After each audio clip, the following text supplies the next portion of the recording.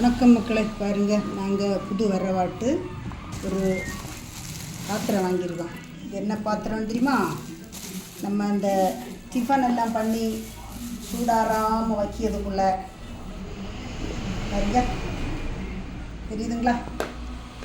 எங்கள் வீட்டு புது வரவாட்டு நாங்கள் வாங்கியிருக்கிறது. இதில் குட்டியோண்டு இட்லி எல்லாம் வச்சு வைக்கலாம், தோசை வைக்கலாம், கொஞ்சோண்டு சோறு வைக்கலாம்.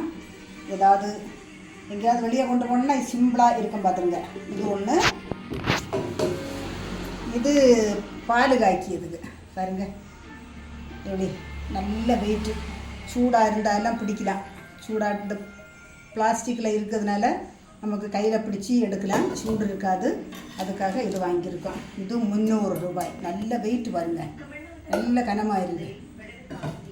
இது 250 ரூபாய். எப்படி எங்கள் வீட்டு புது வரவாட்டு காட் பாக்ஸு பால் காய்க்கிறதுக்குள்ளே பார்த்தோம். இது பிடிச்சிருந்தா லைக் பண்ணுங்கள், ஷேர் பண்ணுங்கள், சப்ஸ்கிரைப் பண்ணுங்கள். நாங்கள் இன்னைக்கு வாங்கியிருக்கிறது. வணக்கம்.